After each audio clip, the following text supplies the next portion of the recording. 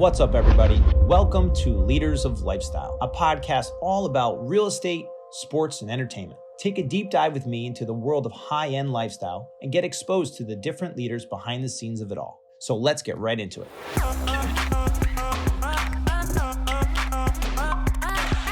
Hello, everyone, and welcome to Leaders of Lifestyle podcast. I'm your host, Michael Ferraro, and for today's episode, I have a very special guest and a close friend of mine that I have known for many, many years, since elementary school. I have Lindsay Stevens with us. Lindsay, how are you? Good. How are you, Mike? Thank you so much for being with us. Of course. Thanks for having me. I'm super excited to be here. So Lindsay has starred on HGTV's House Hunters in the Hudson Valley, and she is a Hudson Valley native. She specializes in residential commercial real estate, and Lindsay is the #1 sales agent in New Paltz from 2017 to 2020, and then she blew up and got even bigger. And she runs a team of 28 real estate experts. Hudson Valley Magazine voted this group the best real estate firm in the Hudson Valley, and they were named the face of the Hudson Valley real estate. She was recently featured in New York Times, and Lindsay has over 15 years of business development experience, marketing, and sales. And Lindsay is the co-founder of Stevens Realty Group, which in 2020 aligned themselves with the fastest growing real estate company in North America, EXP Realty. That's not a plug for EXP Realty, but it can be, whatever. She's on the podcast. But if you want to call me, I'll talk to you. Absolutely. So again, that's just a sneak peek. Oh, thanks. To Lindsay about a lot of different things, but I know that you've been super busy lately because you have all this public speaking and you're super famous now and you carved out a little time.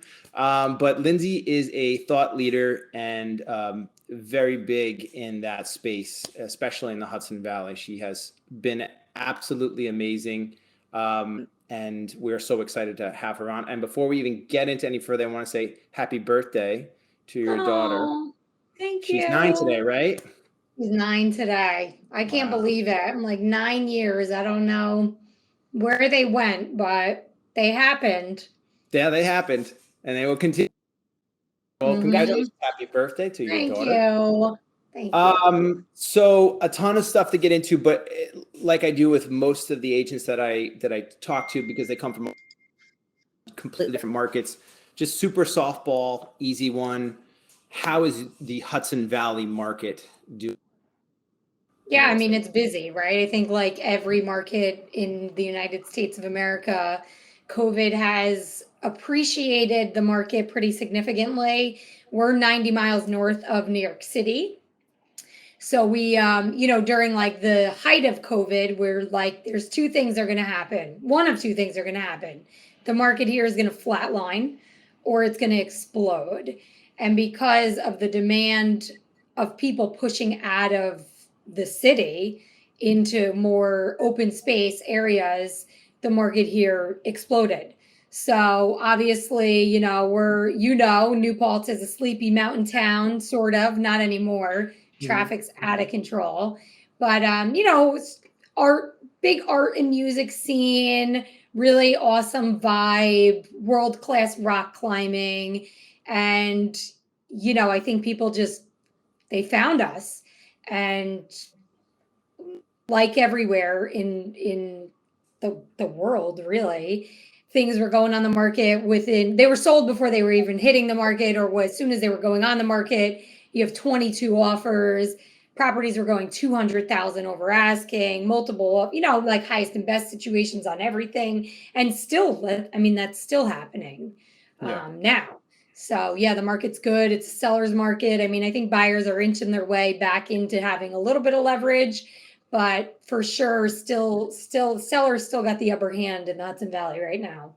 Have you seen a little plateauing in price?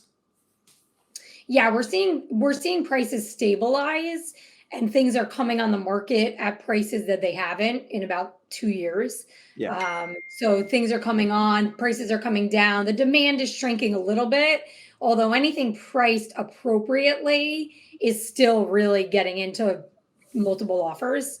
Right. So as long as it's priced right, and I think the thinking here and probably in Connecticut too is underprice it a little bit, and then it's it's driving that price much higher than what they anticipated getting. So Yeah. like keep the margins tight, put it on at a number that's aggressive but not, outlandish, and they're still getting 100,000 over asking. Right, exactly. Yeah, it's crazy. It doesn't matter where I talk, what market I talk to an agent about. It's the same kind of thing. It's just Yeah, we don't I have think any inventory, and we are slammed with buyers, and kind of a slow plateauing of the price, and maybe a little interest rate tick up and stuff like yeah, that. But yeah, it's and still that's just happening. it's still just everybody's like, especially if you're used to being a listing agent who's used to having a lot of listings, and now you have low inventory, and you're trying to find anybody who's interested. If they're interested in selling at this point, you'll have a buyer. But now this laundry list of buyers that I have just gets bigger and bigger and bigger, and they want the item that I just sold, but I Yeah, don't have any more of those. They don't yeah, exist. It's always one of those things. yeah. We have the city buyer, right? Like I'd say 95% of the buyers during COVID were New York City buyers, and they all want the same thing. They want character, they want rustic, they want charm with modern updates, they want privacy. So it's like the same thing, the black contemporary flow. Yeah, So exactly. Yeah. yeah. What's So interesting too about like the Hudson Valley, and like obviously, no shocker, I'm from New Paltz. That's how we know each other. Um, it was always, thought of as like a sleepy, artsy, SUNY New Paltz and Mohonk Mountains, and it kind of engulfed it. And then if you get off exit 18, you can drive right through the town. You'll be done in like 30 seconds. And I think that, and you could speak to it, the buyer that's now finding it up from the city, are they finding that mainly because of the proximity still to the city, or are they finding it, is the trend starting to be different as to why they're there? yeah, I mean, during the height of the pandemic, I think the consumer really didn't even know where they were. They were here because the New York Times told them exit 18 was the place to go. And That's they awesome. literally just got off the exit with $1 Yeah. million in their pocket and just bought a house. Yeah. And there was a lot of people that I would say, oh my God, do you know the Mohonk Preserve? And they're like, no. And I'm like, oh my God, do you even know like where you are? So Yeah. obviously we know Mohonk Preserve is thousands of acres of open space and beautiful trails and hiking and biking and climbing. And they didn't really know where they were. And it pushed out, obviously, the local buyer. Like they just couldn't compete in any Right. capacity. Right. And it pushed out the buyers that truly love the Hudson Valley, that have been meaning to buy a house here for 20 years and didn't, and they couldn't compete either. So you just had the people that heard about it. I mean, it was everywhere. Vogue magazine, New York Times, New York Post.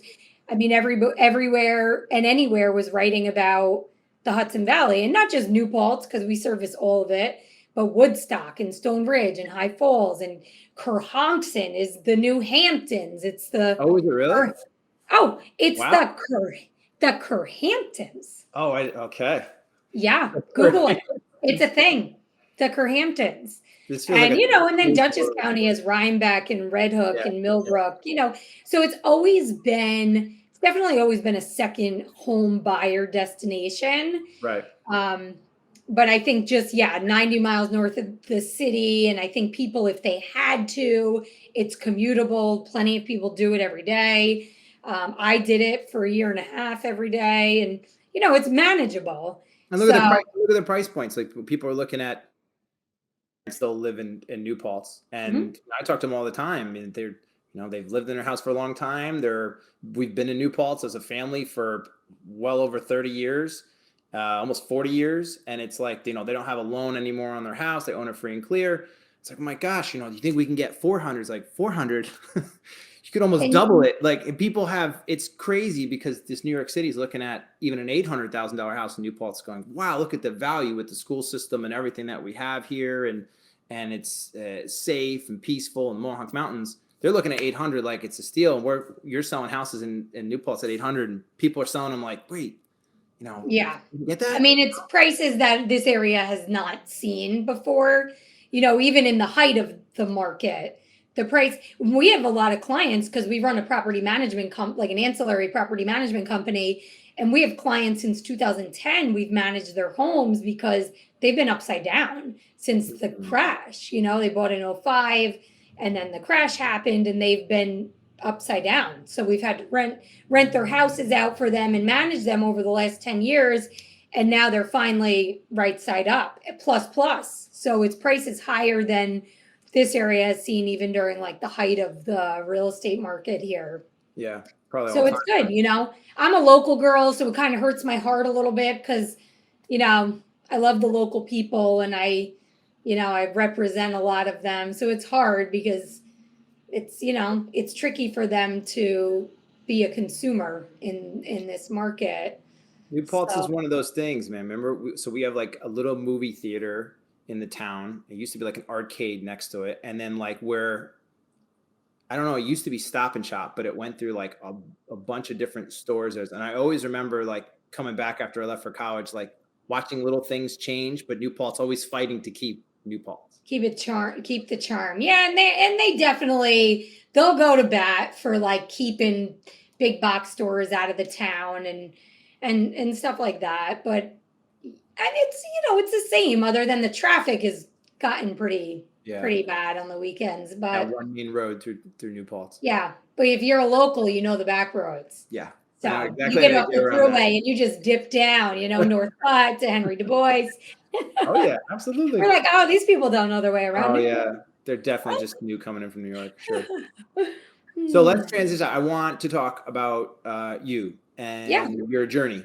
Yeah. So obviously, like a lot of real estate agents, we don't always just come right out of high school or start selling in high school or just like, you know, I started selling real estate when I was 12 years old and everything. No. So most of us had a different path, a different career, something else in mind when we left New Paltz and graduated or whatever. I think it was the same thing for you. So what was that first career like and how did you make the transition into real estate? Yeah, so I went to the University of Massachusetts. Like you, I was, you know, a lifelong athlete. And I got a degree in sports management with a minor in law. And, you know, I had this dream that I'd be in the sports industry. It's what I loved. You know, as a little girl, I used to hang Nike advertisements around the top of my room. And I just was like, I'm obsessed with like being in that world. Until I was in it, you know, my first job out of college, I worked for a sports management company. I was working, 80 hours plus a week. I was sleeping on the floor of my office some nights, making like dirt money. Truly. Actually, I worked for free for the first like probably 8 months of the job. I worked for nothing and it was just like to get my foot in the door, you know? Yeah. And then I got promoted to $500 every 2 weeks. And I lived in New York City. So you'd imagine that you can't get very far on $1,000 a month. That's a tough plus limit. Rent. Yeah. And like drinking at the time, you know, going to the bars. Yeah. But I look back on like that one job has taught me everything about business. And I worked for super crazy man, bless his heart, Steve Feuerstein. And he was crazy, but he took me under his wing and put me in places that I didn't belong at that time. I was 20 years old. I graduated. I was 20 years old. And I was in the top of Trump Tower meeting with like high powered executives and doing sponsorship deals. And, you know, I guess he just saw something in me, probably that I was working for free and that he could just drag me along with him. But like even to this day, my team thinks I'm crazy, but I still use like the same font type that he taught me how to use. Palatino linotype, font size 10, and everything was so regimented. Wow. And I still I start my emails the same way that he had me start them. And, you know, he taught me everything. So he was your first real mentor. He was amazing, like amazing. He wrote a letter of recommendation for me when I went to graduate school and just like an amazing mentor. And then I went on to work for Edelman Public Relations in their golf division and did some freelance with another sports marketing company. and then landed at Morgan Stanley. My last job in the city was at Morgan Stanley doing event planning for their corporate. Yep. And I was there when things were super frothy. So, a lot of spending and parties and conferences. And so we did like the day-to-day event planning, the food and all that. And then the market crashed in 2008, 2009. And I watched like thousands of people get escorted out of the building. I worked in Times Square and I was young. You know what I mean? Like I didn't really understand what was happening. And so I just watched it happen. And Lehman Brothers was across the street. They, obviously they tanked first. And I remember thinking like the people that obviously got let go had invested their lives in these companies, like their whole lives. And I realized like how dispensable they were in a time like that. And I mean, they just got escorted out of the building. Their badges were deactivated and that was it. Couldn't even pack their desks, and that was it. And I was pregnant at the time, commuting back and forth to the city, and I quit. So I quit my job. Looking back, I'm like, that was really stupid. 8.5 months pregnant, quitting my job, my health insurance, all of that. But yeah, my husband Bruce was a real estate broker. He's been a broker since 2001, and got my license in the worst real estate recession in history. And here we are. So there's a lot right there where you go from, oh, wow, I guess all these people's worlds are ending here with this crash. Going to go find another job. I'm going to go back from New York City and I'm going to go into upstate New York and sell real estate. And when you went to go sell real estate, did you have any conception of what that was going to be? Were you excited about it, or were you like, I'm just going to get this license because this will be a stopgap or a band-aid till I do something else after? Or were you like, nope, I love real estate, I'm going to put it all into real estate? What was that like? No, I don't think I had any idea what I was doing. I just think that I was like, okay, I'll do that. And my father at the time had an opening. He had a lifelong tenant in a commercial building he owned on Main Street. And he sat Bruce and I down and he was like, listen, the space is open. I think you have to go for it. I'm like, oh, okay. And I remember, and he actually presented to our team 2 weeks ago. And he was like, look at these walls. These walls were painted by Lindsay and Bruce, 8.5 months pregnant, like, sweat equity. But he sat us down and he was like, this is the best time for you to build a business. It's the worst it will ever be. It's the best time, like block by block, to build the business. And he was right. And I think I was young. So I'm like you, I'm a doer. Like, okay, I'm going to do it. Okay. Like, just tell me what to do and I'll do it. And, I'm going to work my ass off and make it happen. So, but no, I think I didn't think that this is where I would still be, I guess. Yeah. But so I don't know. But when you got into it and you're like, oh, okay, so I sell real estate now. Like, were you like, well, how do I do this? Or like, yeah, and that the thing is, and I always say, like, I didn't come from a real estate background. I never worked at a franchise. This was my first real estate job. So I don't know the ins and outs of how like big corporate real estate companies operate. And so I had to kind of figure it out. We had to figure it out together. But with anything I do, I'm going to like put my heart and soul into it and I'm going to make it work and I'm going to show up and I'm going to just figure it out. And I think that's what we did. And listen, I mean, like, let's not be fooled. I raised my kids here. It's basically what I did. Brought them here, raised them. It was like their playroom because nothing was set. Listings was on the market for 3 years. I look back, I'm like, why the hell did they re-sign listing documents with me 9 times? Like, Like nothing. Another 6 months. Let's give it another 6 month shot. Like, oh, just give me one more opportunity. 6 months, 6 months, 6 months, 3 years, and that's just the way it was. So very few people called. Nobody came. I did rentals for a lot of the beginning of my career. Like, that's just what I focused on because I will sell anything. Yeah. And if there's nothing to sell, then I'll rent it. And that's where our management company was born, in the need of people to get out from underneath these properties. And it floated us through a really rocky time too. When did you realize that I'm pretty good at this? This is, I got something here. If you ask my team, I still don't. I'm humble, you know what I mean? And I still am well, what can I teach anybody? I think I'm good at people, and I'm good. I love people, know, and I feel like real estate just happens to be the thing, but I help people through really difficult times. It's not all beautiful. Real estate for me, for a lot of my clients is, it's financial pressure, it's divorce, it's death, it's leaving homes that you've raised 3 kids in, and memories, and it's heavy.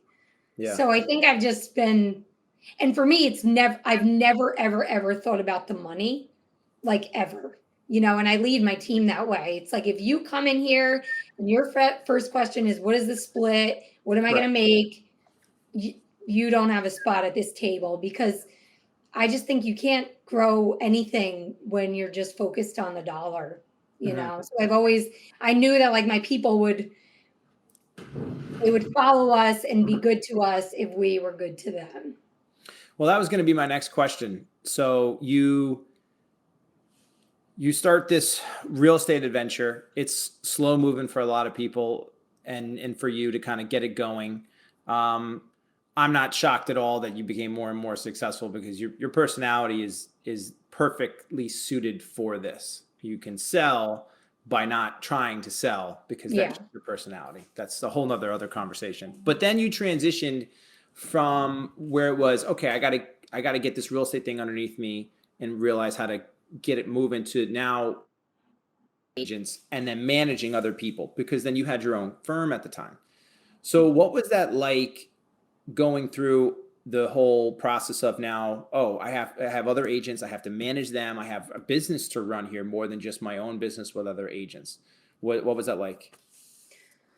I think at the time you're so desperate for bodies, especially when you're trying to build, that you're so excited when anybody wants to join your team, Right. So when a couple people approached us about joining underneath us, we couldn't believe it. We always say we do this happy dance, when big deals close or good things happen, Bruce and I do this dance downstairs, and that's the way it was, so we're oh my God, there's people, we've made it, you forget actually, you need to, it's a lot of work managing a team. Humans. Yeah. It's it's the human behavior business. It's a lot of work. So over the years, we've really clearly defined what the team is, who our ideal agent is, the direction of where the team is going. We don't want bodies.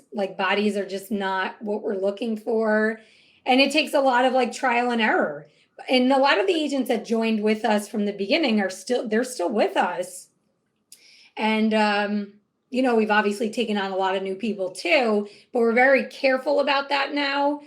I think people need to understand the work that is required for this industry. Mm-hmm. It's hard.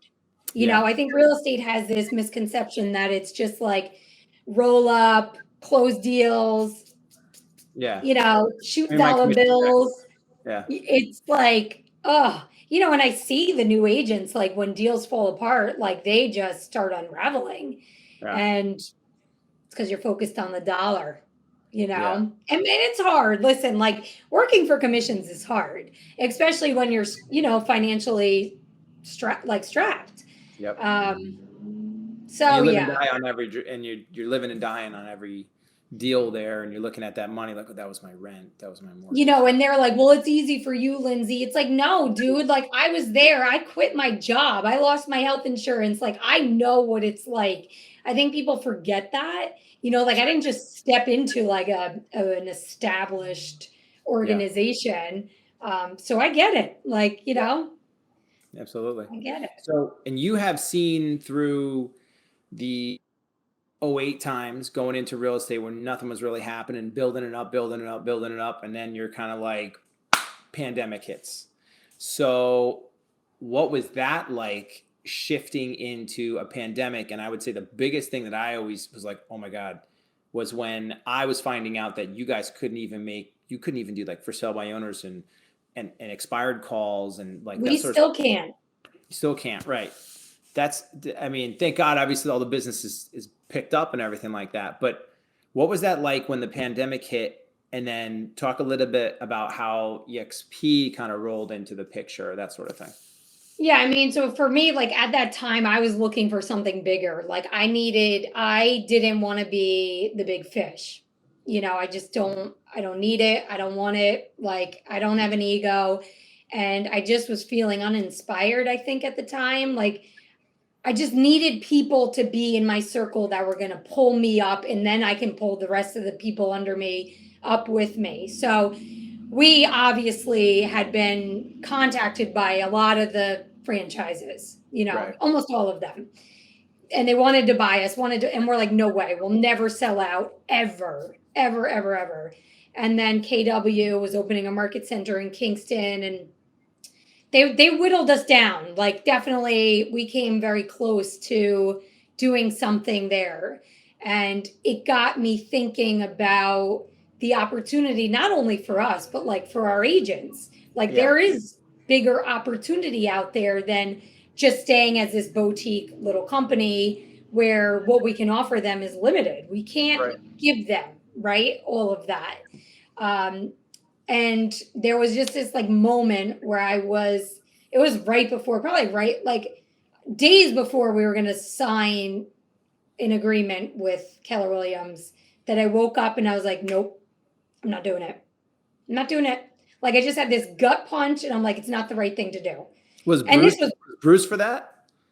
he was like, you're not thinking straight. Like this is, but this was like, I am convicted by this. And usually he wins. He's a Leo. He's very stubborn. I'm like, no, there's not a chance in hell. I'm not coming. If you go, I'm not going. Wow. Yeah.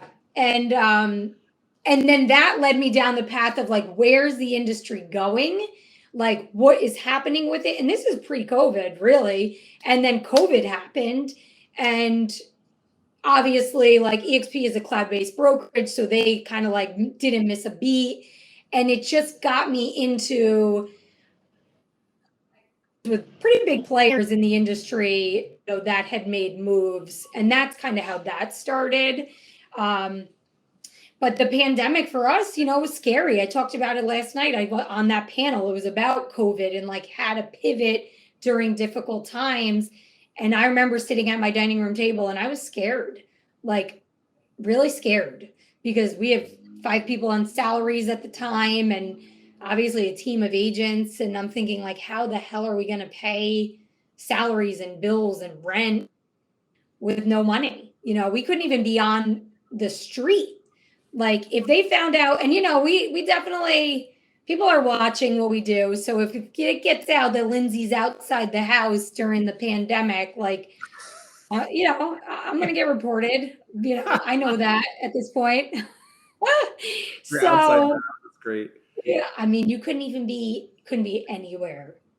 And no, couldn't make calls. Like, so what we did is we just immediately went to like virtual 3D Matterport. Our photographers were not licensed agents, getting them on site, getting them in the houses, doing 3D walkthroughs, setting up for buyers to just walk into people's homes without agents. I don't know. Did you guys have to do that? Where as far as like getting permission, like slips and stuff signed and stuff like that? So like we had to just schedule, the buyer and seller had to coordinate directly without the involvement of the agent for the showing. And the buyer would show up to the house with no agent present and do their own showing. No, that is Yeah, wacky. no. I mean, we live in New York, so That's true. it's a little crazy here. It is a little crazy. That's nuts. But we still can. We still like every month we get this cold calling ban extended. Yeah. So we're not allowed to make any. None of the woods cold- yet. No. None of the woods yet. No. But as soon as it happened, we're like, okay, what do we do? How do we do it? Like, there's technology. We Zoomed with everybody. Like, when you get to the house, put us on Zoom. We'll walk through it with you virtually. Yeah. And we made we made so many deals happen during COVID with clients I don't even know what they look like still. Did you start seeing it where it was March, April, May 2020, world stops? Yeah. June, July, August, ton of rentals.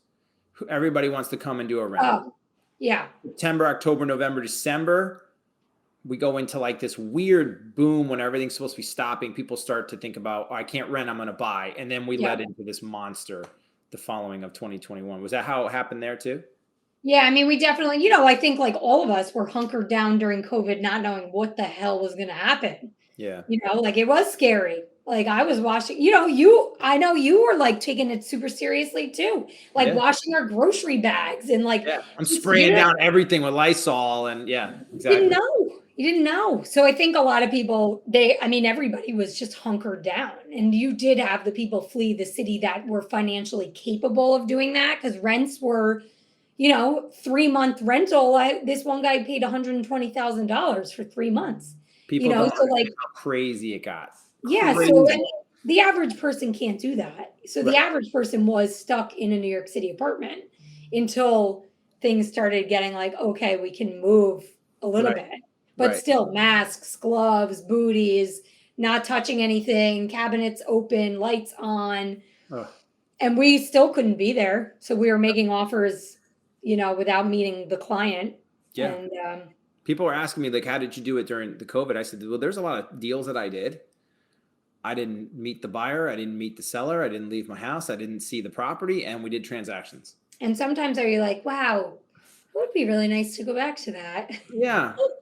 Sometimes, and then you get stuck there and you go like crazy, stir crazy in the house. Like times where I'd be looking at my wife like, this is some crazy, like never in history have people ever really had to deal with that at that prolonged period of time. Like that was. We were saying last night, it feels like it's so recent, but it feels like it never happened. Like it feels like a dream. Yeah. Right. It was like agonizing when you were in it, but 2 more weeks. And then, I always say, like, think about if we knew how long we would be home, how much more we would have accomplished, right? Because I remember like with my own house and life, I'm thinking, oh, well, I can't start that because it's only 2 more weeks. Right. 2 weeks to stop the spread. I can't do anything, baby. 2 more weeks. And then I'm like, well, I can't start that. I'm like, I could have had my kitchen renovated, my bathrooms, like a year and a half. Like if we could go back and do that over again, like. I would have really been like, this is a big time. If I would have gone back, I would have done so much more investing during that bubble. I know. That most amazing opportunity to build wealth when like the Dow was at 18. I know. Like properties would just, anybody would make an offer. But we had no idea. But that little window is going to be talked about in like 50 years. They're going to talk about forever. History. Like we're living the shortest, quickest little window. Yeah. But crazy wealth was made there. I want to ask you too, because I don't want to forget some of these questions. So you come out of the pandemic and we're still in it and you're kind of continuing to grow. And now you're with the company like EXP, you feel good about it. You jump into it. What's the biggest difference between being an independent owner of your own ship with agents and now being with EXP, besides like their systems and tools and everything else? Is there something more that comes with, like you said, the inspiration of being with EXP that you get now? Yeah, I mean, so obviously we still like independent or team, we still are like running our business as if we're an independent brokerage, Right. But so I always say, like, for me, the thing about EXP that I love the most is the collaboration with the other agents. And our upline is insane. You know, like we strategically aligned ourselves with players that are huge, you know, number one in the world and number two for Coldwell Banker in the world, like people doing really insane amount of transactions. I was on a call this morning with, her name's Veronica Figueroa. She'll do 1,800 deals in 2021. That's like just obscene. And because of the financial alignment with the company, they want me to succeed, because if I succeed and crush it, and the 30 agents, 34 agents now under me crush it, they're making money. So because of the way they've structured the company, there's a financial interest for me and everybody under me. Well, they financially benefit from that. Mm-hmm. So our upline does a lot, Monday masterminds, Wednesday 50 million plus producers only, Zoom calls. So there's a lot happening collaboration wise. And just like any question you have at any time about anything, like ISAs or TCs or whatever, like scaling businesses, you ask it and they'll answer it, Yeah. So we call it R&D, rip off and duplicate. Like just that's all I'm doing is just copying what they tell me what to do. Yeah. And then, like all of it's publicly traded, and like Compass and a couple others. Stock options. Like all that stuff is good. It gives the agents an opportunity to make money other than commissions. Right. Through, recruiting or, stock option and stuff like that. But for me, it's just the alignment with the agents that are going to really like help us scale. And that's what we're looking for. How have you seen for your own personal business from your day to day? How has it changed now that you're going from kind of that agent that was selling to then having your own company and team to now really growing to 34 agents? Is your daily routines and is your daily kind of job changed? I've learned to leverage. I think that's something I've struggled with for 10 years. And it's something Bruce was always like, you got to get it off your plate. And I'm like, nope, nobody can do it the way I can do it. I'm going to do it. And I'd be up at 4:00 in the morning, writing offers at midnight, like just burning the midnight oil until I finally was like, you know what? Like, I'm going to leverage this. And then I did that. Like I got a transaction coordinator and she handled all my paperwork. And, I'm like, wait. And I realized I'm actually really shitty at, sorry, I don't mean to curse, but I'm really not good. I'm not organized. You know what I mean? Like, I'm just not. I'm a D personality. Like, I'm driven and I show up, I close deals, and then like my car is a mess, my life's a mess, my house is a mess, my paperwork's a mess. So I realized like, wow, she's actually like much better at that than me. Yeah. And then, we got an executive assistant and he's actually much better at that than me. So like the next thing for me is I'm going to make agents that are much better listing agents and buyers agents than me. And, I'm going to eventually scale myself out, but I've learned to delegate and leverage. And I feel like that's where like the power is now with the team. And, we just finished a 2-week onboarding with 5 new agents and I committed to that. Like I'm going to be there every day, Monday through Friday, 10 to 12 every day, because I'm going to help them succeed. Because I think new agents start and they flounder and they fail. Yeah. And that's our fault. Like I have this philosophy that everything is my fault. So if something happens, it's my fault. If somebody doesn't succeed, it's my fault. So, I've really started to put myself in that role. Like how can I lead and help them get the systems and the structures in place and the foundation to succeed. And eventually, like my goal is to peel out of production 100%. Like that's, so in time, but yeah, I love that you take full accountability for what you're doing and also for everything around you. So you're not the victim and at anything, and you're taking full accountability. That's awesome. What would you say? Sorry, go ahead. Yeah, I was gonna say like I feel like I'm in like crisis. I show up like I'm good at that. So when things are imploding, I'm like, okay, like that's where I'm like it's our fault. And some of the core staff is like, oh, that's ridiculous. I'm like, listen, it's our fault. It is like whatever it is. Like, yeah, okay, they're not pulling their weight or they're not doing this, but they're agents. You know what I mean? Like, the agents are, they're, it's tricky we can't motivate them. That's for sure. Right. But Exactly.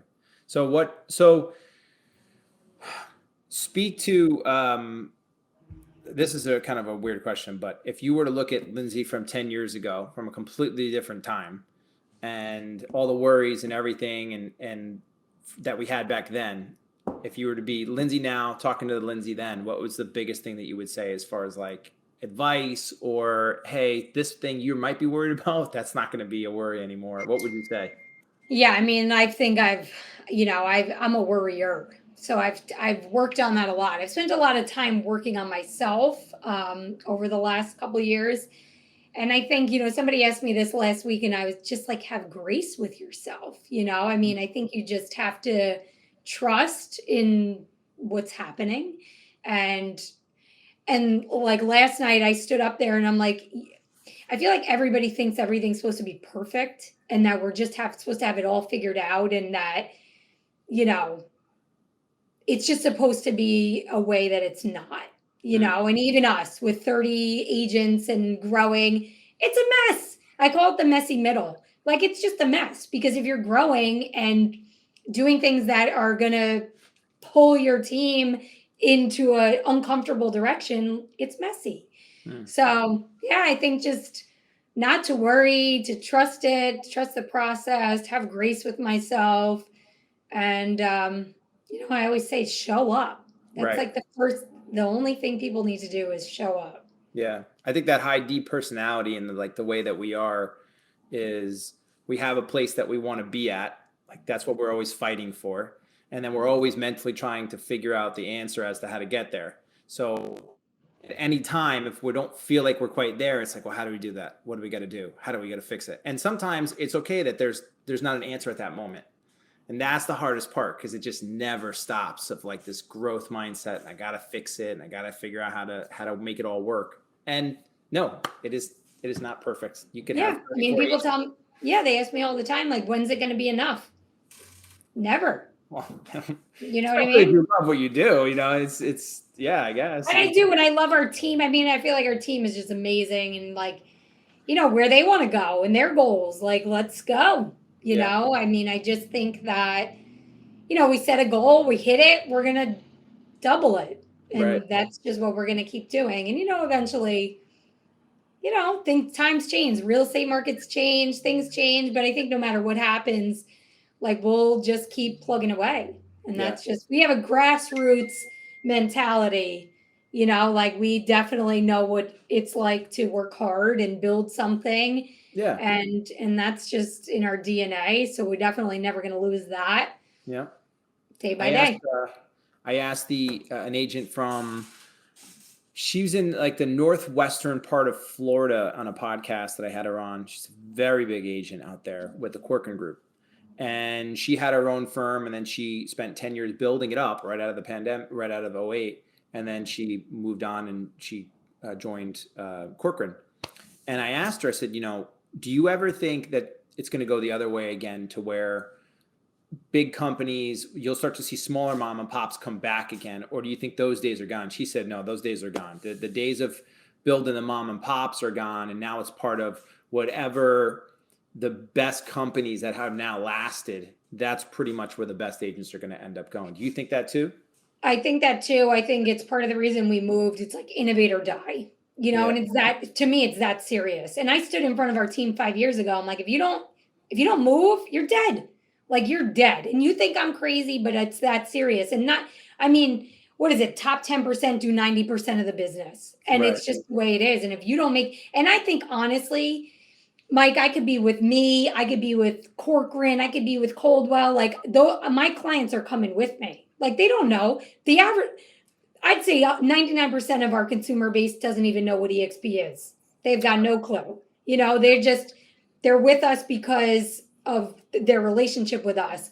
But I think if you don't put yourself out there and become known and stop depending on Zillow and stop, everybody's like, I hate Zillow. It's like, well, it's your fault, and I think, and I do think like a lot of these lead sites are, a lot of the business that we're going to do is going to be referral based at some point. Zillow is going to take a big referral chunk, and realtor.com. I mean, it's just the way it is, They're going to sell but it back to you, of course. Yeah. yeah, yeah, of course. And if you establish yourself as a brand, regardless of what company you hang your license with, Right. then you'll sustain any market. Yeah. I think I mean, the reason why I started the podcast, the reason why I'm trying to do more and more with content is because at the end of the day, you want to have the safety net of the systems and tools with your company, with that group that you're with, but it's going to be up to you to be able to put yourself out there and be that brand.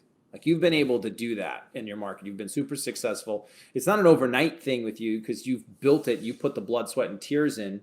But at the same time, by doing that and then going out there and not being shy about letting people know that you're the best at what you do, there's nothing wrong with that. You're not messing around with other competition. You're just shouting your own praise and being able to say that. That's how you build that brand and to be able to do it. So and I put agree yourself out there. Listen, it's not comfortable. You know what I mean? Like I hated putting myself on social media. Like I really did. But it's where the attention is, and video, someone just told me video gets 500 times more reach than a photograph or a blog post or, it's just, you got to put yourself in uncomfortable situations sometimes. But I think now more than ever with, the Zillows of the world becoming brokerages and all the things that are changing within the industry, it's just moving fast. So got to go with it. Yeah. So you, before I wrap up, I want to talk a little bit more about a couple things. I'm an athlete. You're an athlete, obviously. Your endeavor is clearly your passion is in running. Clearly, you were always good at that. But as we get older, we kind of try to. I think that for athletes, that doesn't ever go. But it's kind of like an anchor, and you being as successful as you are, and your schedules obviously change as your kids have gotten older and your business has grown and there's more demand on you.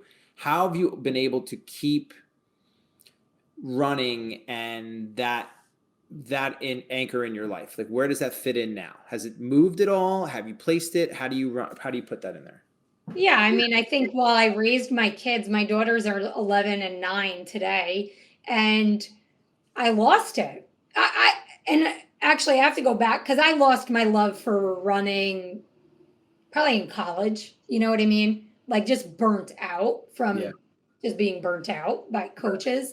And I ran the New York City Marathon in 2009, sort of found my way back to running a little bit, and then had my kids and really sort of stopped like over the last, couple years, and then got back into it because it's really like my heart. I always say like so much of my life has happened in running sneakers, and it's all my friends and my things that have gotten me through like really, really difficult times in my life. And it's just like my safety net. So yeah, I probably got back into competitively running in like 2017. And I ran like on and off, but then I was like, okay, I need it for my mental state because being a mom and raising kids and running business, like if you don't have an outlet that makes you happy, you're going to suffer. Yep. So, and there are a lot of people say I don't have the time. Well, I made the time. I got up at 4:30 in the morning and I was running in the dark, and then I found friends that were crazy and crazier than I am. That will meet me at 4:30 at a trail and run with me and swim late. They're there when you get there? Okay. So you got there at 4:15. All right, cool. We're like, and we're there, we're doing like, then I got into triathlons, and that's like another level of just like mental fortitude. And I think it goes back to like the finish line just you don't ever get there. Right. So, now I'm like, okay, what's next? Triathlons. Okay, what's next? Ironman. I just ran the New York City Marathon, but I love it. Like I don't do it because I hate it. I do it, and it doesn't feel good. It's hard, but I do it because I do love it. How was the New York City Marathon? Amazing. It's a life-changing experience. Like to be on the Verrazano Bridge with 34,000 people, and this marathon, because it was the 50th anniversary, but it's also the city has suffered for 2 years, so. Right. they said, like, before they started, they're like, you're going to breathe the life back into this city. And it's just, you're like, with so many, there was 1 million spectators. Wow. So every inch of that course is covered in people cheering and bands and DJs. And you see the city in such an amazing way because every part of New York is so different and you get to watch it happen. And it'll change your life, and you spend 3 hours and 34 minutes with yourself being uncomfortable. What do you, when you run that, do you take it in like, wow, I'm running, look at the views, this is really great? Or are you more like, I'm also here trying to get my time, I'm trying to race? Like, how is that? Is that hard? Or are you like tunnel vision that you're a competitor and trying to do this thing? I'm not. No, I'm not. People yell at me because I stopped on the Verrazano Bridge and stood on a concrete block in the middle and took pictures. And I called my dad on the 59th Street Bridge. And, I took a lot of video. And my friend Alex yelled at me. She's like, every picture of you that they posted, you have your phone in your hand. I'm like, dude, like, I enjoy it, and I feel like part of I love it. And I don't realize that I'm actually running fast. Like, I ran my fastest marathon time ever. But I Wow. also like really enjoyed the day, Yeah. because I feel like if I was just so like that, I gotta run and I gotta run fast, I would actually do the opposite. I feel like I would, Yeah. it would suck Yeah. more than it already does. Do you feel like over the last 10 years in your whole real estate career that there's been a lot that you can enjoy this success now a little bit? I know there's never the end there. You're always reaching for the next thing and the next thing. But do you feel like because of you working on who you are and being okay with being the personalities that we are, if you don't do a lot of introspection sometimes and really figure a lot of this stuff out, you will destroy yourself because Yeah. we will go to the ends inside of our own heads. Do you feel Yeah. like you can enjoy it now because of all that work that you've been able to do? Yeah, and I think I'm just proud. Like, I'm proud. Yeah. I'm proud of the people like around us. I'm proud of the what we've built, but I know that what we've built is because of the people that have helped us build it. Right. So I don't believe that it's like you got to do this, you got to do this, you got to do this. I am fully aware that the people that have like come into our ecosystem have allowed us to grow. Um, and yeah, I feel like I've gotten time back, which I think when you're like us, it's just like go, go, go, grind, grind, grind, sell, sell, sell. And then Yeah. I realized, I want to close 100 deals. Okay, well, I closed 100 deals. Now I realize, no, I just want like a Saturday to myself with my Yeah. kids. Yeah. Like Right. I Yeah. actually don't want that, Yeah. So I've been able to enjoy having more time and yeah, just enjoy watching the agents become successful and Yep.